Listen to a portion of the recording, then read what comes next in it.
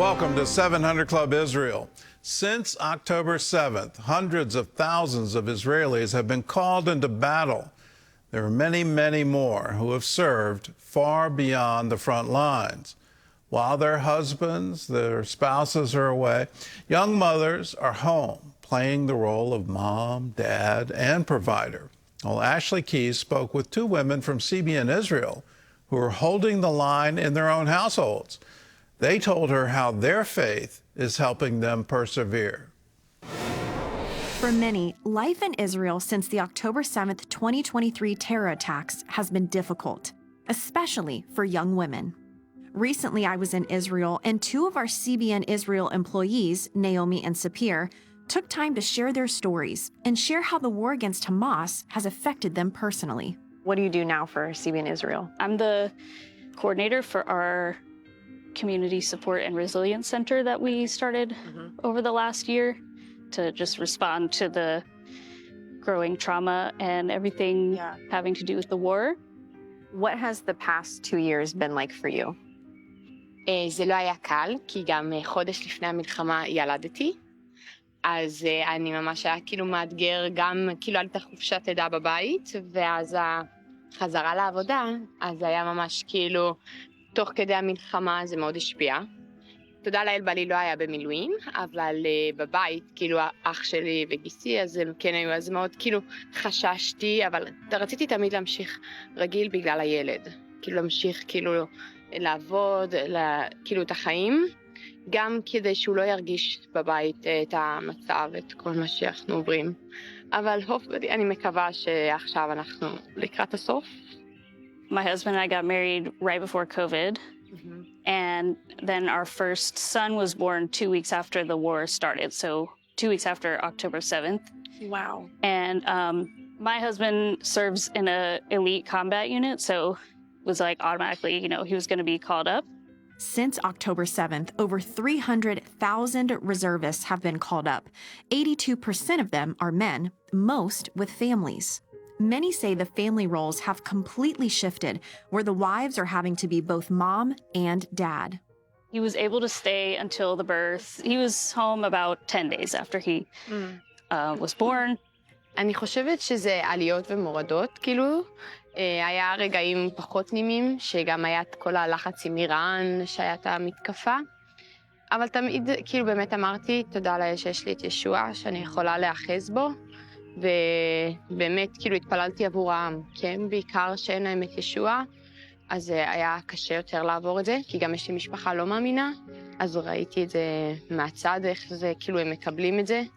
והתקווה שיש לנו את ישוע ושאנחנו יכולים להאחז בו, ובאמת הבנתי בשנתיים האחרונות כמה כאילו ההגנה שלי והוא המחסה שלי, ופשוט באמת כאילו ניסיתי גם כמה שיותר להראות את האור של ישוע, כי זה כאילו בתור מאמינים אני חושבת שבאמת אנחנו יכולים לסמוך עליו ולהתמקד בו, כי זה מה שיש לנו.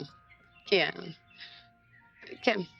For people who are like me, who don't live in this country, don't have the threat of rocket attacks, don't have the threat of war on several fronts, like what do you want people to know about being here, living here, being an Israeli citizen, that might just open the eyes of people to like have a different perspective when it comes to this nation, but also maybe the war that's going on too? It's not all how it just appears in the headlines. There are a lot of times where things seem better than it appears in the headlines, and there are other times where it's worse than what it seems in the headlines. But also just for believers, remembering that there's a huge spiritual component to everything going on here. מה שאני כן חושבת, חשוב גם להגיד שמה שמראים בעולם זה לא באמת מה שקורה פה. תמיד זה נראה הרבה יותר רע מבחוץ, אבל אנחנו באמת כאילו אנחנו מרגיש שאנחנו יותר עם חזק, מאוחדים בגלל המצב, למרות הממשלה ומה שקורה, אבל אני מרגישה שבתוך העם אנחנו מאוחדים, ועכשיו במיוחד גם שהחזירו את החטופים, אז אנחנו יותר כאילו הבנו כאילו שצריך אחד את השני, ואני באמת חשוב לי להעביר לכולם שכאילו תודה לתפילות, באמת Thank you for, תודה על התפילות, ושבאמת אלוהים איתנו. אנחנו באמת לא לבד, ואלוהים איתנו ומחזק, וגם בתקופות הקשות. כאילו באמת זה היה שנתיים לא קלות, אבל באמת אלוהים איתנו, ואני באמת מרגישה שכאילו התקרבנו יותר אליו, וחשוב לי גם כאילו, שהרבה גם מאמינים נהיו יותר מאוחדים, יותר ביחד, כי היה הרבה זמן להתפלל ולהפגיע עבור העם, עבור האמונה שלהם, אז אני מרגישה שכן. That's an inside look at Israeli society, and a look you're not likely to get anywhere else. That there are Christian communities that are Jewish, and we call them Messianic communities, but how they are banding together and what it's like for them, and how they don't feel divided from the Jewish community. They feel definitely a part of it. Here's a fact you may not know. The only country in the Middle East where the Christian population is growing is Israel. That is really incredible. There's one exception, and that is the nation of Iran, where the underground church there is now 1 million strong. It's about 1% of the population. It's the fastest growing Christian community in the world because they're seeing what radical Islam does to a culture, and they want no part of it. They're looking for answers. And Jesus is appearing. They're praying, they're asking God, can you reveal what's the truth, what's the way? So as we look at all the accusations coming against Israel, here's what Israel has done. They have protected the Christian community. They've protected the Druze community. They've protected even the Muslim community within their midst. They have made sure that all of the sacred sites, whether it's Christianity or Islam or Judaism, are safe places that people can go and worship. That's unique, and that needs to be defended. They're making miracles from nothing. Israeli civilians from all walks of life are stepping up to help and heal their nation. It's all part of the genius of Israel.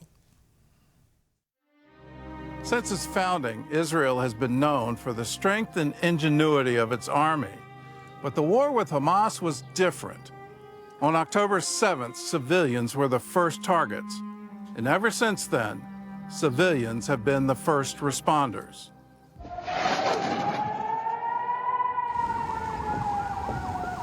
You saw it on October 7th when those sirens went off. Everyone knows they have a part, everyone knows the role, and everyone knows how to pivot from normalcy to crisis on a dime.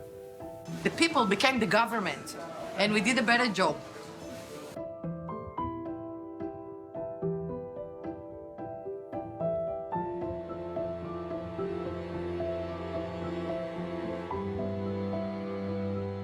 While thousands of Israelis showed up for reserve duty, thousands more showed up to feed them. This is one of the things that I took upon myself since October 7th. To me, it's a morale booster. On October 8th, we were already barbecuing, and during those weeks, those first 2 weeks, it was only takeaway.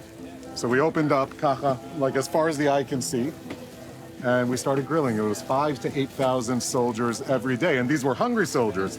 This is morale, this is ruach, this is to say thank you. But back then, for those first 2 weeks, it was about food.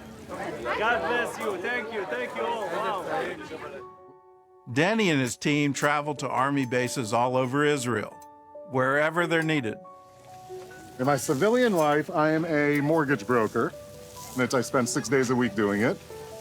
But this is, for me to catch a breather and to feel like I'm helping. And every time I come to another base, and this is probably number 30, every time's a different experience. Every time you've changed something for somebody. Those people leaving their job, just like us, leaving their jobs, leaving everything they do to prepare meals for us, that's incredible. On October 7th, 5 Israeli CEOs watched the news, all with the same question: what can we do to help? These 5 guys have the biggest heart that I ever met. They started it with so much love and compassion and drive that they influenced all of us. Without hesitating, these CEOs, all childhood friends, took thousands of shekels of their own money, bought as much food as they could carry, and headed south to grill burgers for the soldiers' camp near Gaza. The operation grew quickly, and donations poured in. And soon they had more than 1,200 volunteers. These guys and the group is making miracles from nothing. At the peak time, we fed around 30 to 35,000 soldiers a day. It was unbelievable. What happened on October 7th? I think nobody could even in his wildest dream think that this could happen to us. Never. After it, I will deal with my life. But for now, this is our lives. And we are becoming friends. Like, think the most difficult days, we are together. It became a healing process to all of us. To the people that work here, over 60% of our personnel is volunteers. And I see it became like a healing center for everyone that comes here. It became a family. Instead of thinking about the career and money and houses and whatever, now we think about each other. This is like a group therapy. I don't know if we're volunteering or the other way around. We're all volunteering from our heart and really from a place where we love our country and we love our people. Am Yisrael Chai. Gome and me and many people here stopped our lives. And we are fully committed to do this as long as there's a need. We're here as long as the country needs us to be here. In the months following October 7th, I noticed something absolutely incredible, that the entire country mobilized to say, what can we do to help? And whether it was caring for the people evacuated from the Gaza envelope, that were evacuated from northern Israel, or just the sheer patriotism of people, Jews from around the world, saying, I need to go volunteer, I need to go be part of the IDF. And you look at that and start asking questions, why? Why is Israeli society so resilient in the face of dangers that most people would say, this is overwhelming? How can I continue to live when all the nations surrounding me hate my very existence and want to wipe me out? There's a tremendous book Dan Senor put out called The Genius of Israel, and this is an attempt to put that into documentary form so you can see for yourself, what is the genius of Israel? What is their resiliency? What makes them so strong in the face of danger? You can watch the rest of this documentary. All you have to do is go to geniusofisraelfilm.com, and for a gift of any dollar amount, you'll receive instant 4K streaming access and also get a DVD copy. So if you want it, gift of any dollar amount, and it's at geniusofisraelfilm.com. Most Israeli teenagers are drafted into the military within a year after they finish high school. Some of them spend the interim time at an Army prep school. Well, since October 7th, the Five Fingers IDF Prep School has been giving students a crash course in dealing with the trauma of war. CBN Middle East correspondent Julie Stahl reports. They call it Five Fingers, which means whatever you do, do it with your full heart, mind, soul, and strength. This place is like a preparatory school for life, where students learn to give from their hearts and even lay down their lives for the good of others. It's a way of life. For me, it's a philosophy. Former Israeli Navy SEAL Dror Yanai leads the Five Fingers Mechinah, a one-year program helping young people get ready for challenges they'll face in the IDF and life overall. The Five Fingers, it's a value that you understand from day one. Everything you do it till the end.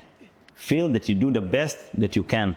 Key principles include training the mind and body in the Five Fingers method with a focus on community outreach and social awareness. It's very hard to test those things on a normal course of life. It takes time to see the impact. This past year, 67 students from Israel and other countries took part in the 10-month program. It began about a month before the October 7th war.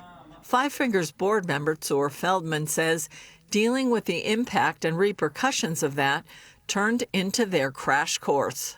And what the Mechina did was amazing. In a week, there was a whole program created to help kids that was refugees from the south in Eilat. Suddenly, the situation put students in a real-life test. And it was amazing to see. They were becoming like teachers, like coaches for kids. And not for kids that they knew, but kids that came with all the impact and all the horror that they've seen.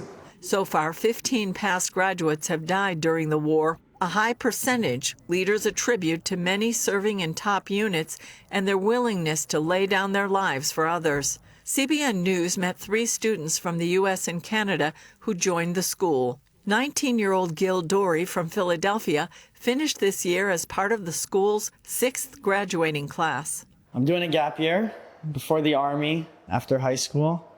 A very special year, a year where I wanted to better myself, a year where I wanted to learn new things. I wanted to come to Israel, learn the culture, learn the language. While Dory, the great-grandson of the IDF's first chief of staff, didn't have to serve in the Army, he chose to do so. It's been great. There's been rough parts, but overall it's been a great year. After the war and everything we've done and the whole year that we spent here, I think that there's nothing more meaningful that I've done in my life than this. Born in Israel, Lehi Friedman moved to Baltimore, Maryland at 8 years old. She returned to the program last summer. I heard that we're moving down south to volunteer and help kids. Friedman says while it's difficult being away from her family, she made the right choice. It was definitely the hardest year that I've ever had in my life, but like the best year. Wouldn't want to do anything else. Despite the challenges of helping children who've had to deal with tragedy, Friedman says it's worth it. It was definitely hard, hearing all the trauma they went through while we don't know what's going on, what will happen next. So it was definitely hard, but at the end, we really just saw how impactful we were. They still talk to us. We really made a connection with people that we never knew we would ever meet in our lives. Ezra Abraham from Toronto, Canada, first came to Israel 2.5 years ago. I just felt something different in the air. I just loved it. I felt like I'm myself here. My life goal is to go to the Army, draft into combat, and protect this country that I love so much. Eventually live here and raise kids here. Abraham came to the Mechina in order to enter the draft, and then October 7th happened. I remember my mom called me. She says, "Ezra, you're coming home." I said, "It's not happening. I'm sorry. I'm part of them now. I joined the Israeli culture, and this is the ultimate test. If they're all struggling, I'm struggling. If they go to war, I go to war." A few weeks later, they became certified coaches, helping evacuees in Eilat. And we basically taught these kids values and gave them a reason to wake up every morning. Even when I wasn't giving them workouts, I was just with them. I was that big brother. They can spill out their heart to me. They can tell me whatever they want. And that's what it's like. And when some kid's having a little bit of meltdown and I ask him, "Where's dad? Can I talk to dad?" Dad's a hostage. What do you say to that? While he entered here as a student, Abraham says the war helped him quickly mature. It's the story is these kids and giving back to these kids that went through so much. There's nothing better than giving back to these people. It's the ultimate goal. Dory sums up what this year has meant to him. You know, I always said to myself when I was in high school and stuff, I wish there was a school that taught me about life, taught me about how I can be a better person. And this is that. This is exactly that. Sitting through these lectures and stuff is lessons that you can take to your life that then you can process and use onward. And that's like the gold that lies here.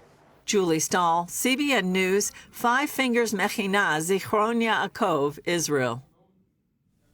Well, let that five-finger philosophy inspire you that it's always better when you get all in and you say, "This is me. I need to be all in order to have the resilience." If you live in Israel, you have to be all in. If you're not, there's all danger all around you.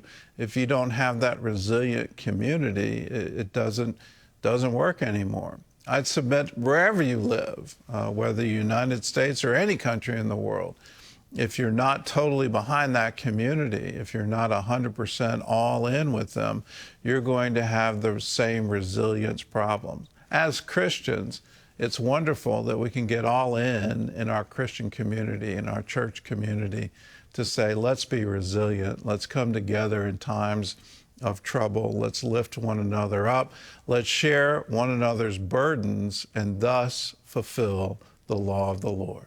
Salwa's lived through heartbreak, war. Her days feel like they've been put on pause. Then you sent a helping hand, reminding her that she hadn't been forgotten. Salwa, an Arab Christian from Jerusalem in her 80s, lives a quiet life, now alone after losing her closest family. Though her apartment, neighborhood, and health have faded over the years, she still cherishes her weekly coffee outing and peaceful Sundays at church. In the last few years, things have changed drastically for me. I don't go out much because of my health issues. It seems life was put on pause. Salwa never had children, so aging has brought its share of hardships, made far worse by the ongoing war in Israel. The government takes care of me after my heart issues and a broken hip. But the war has been difficult. The sirens are scary. Praying is all I can do when the sirens start blaring. A social worker referred Salwa to CBN Israel, and we immediately stepped in, repainting her worn home and delivering nourishing groceries to ease her daily burdens. I couldn't dream of fixing the apartment because I wouldn't even be able to clean it afterwards. And then I had no one to help. But the guys that did the work helped so much, and the caretaker cleaned up after, and CBN staff was very supportive and brought food. Thanks to your support, Salwa received an unexpected gift. After years of loss, your help has wrapped her in care and restored a sense of belonging. I'm so happy to be in a clean, fresh apartment. It's a daily joy. I've been in this apartment for 25 years and it feels new now. Salwa's freshly renovated apartment now mirrors her quiet resilience, a testament to what's possible when generous CBN Israel donors ensure the elderly receive the care and provision they deserve.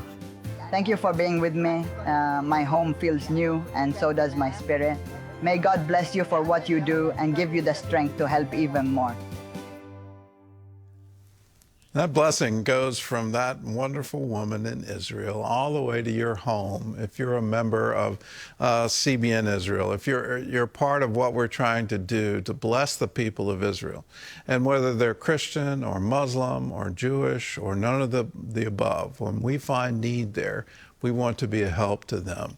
And that's you in action when you become a donor. So if you'd like to give, it's real simple. Call us, 1-800-350-2230. Say, I want to help CBN Israel. You can also go to cbn.com, support Israel, do it through the web, or you can also text to give. Just text support Israel to 71777. Be a part of it. Be a part of blessing Israel. Here's a word from Psalms. So teach us to number our days that we may gain a heart of wisdom. God bless you. We'll see you again next week. Israel has endured decades of sorrow, terror, and war, and still she stands. But today she remains surrounded by enemies determined to wipe her off the map. Right now, your support brings help to those in need and shares Israel's true story with a world that needs to hear it. This is your moment to comfort God's people and remind them they are not alone. Take action. Stand with Israel today. Why should Christians bless and support the Jewish people in Israel? If you're a follower of Jesus, you must take his words to heart. Jesus said, "Salvation comes through the Jews." God chose to write his story of redemption in and through the Jewish people, and he will never turn back on the call and grace given to Israel. At CBN Israel, we have the great privilege to bless and tangibly demonstrate the never-ending love of God for the Jewish people and all the peoples of this land. Partner with us and help terror victims, immigrants fleeing anti-Semitism, refugees, Holocaust survivors, single mothers, to rebuild their lives with dignity and hope by meeting their physical, emotional, and spiritual needs.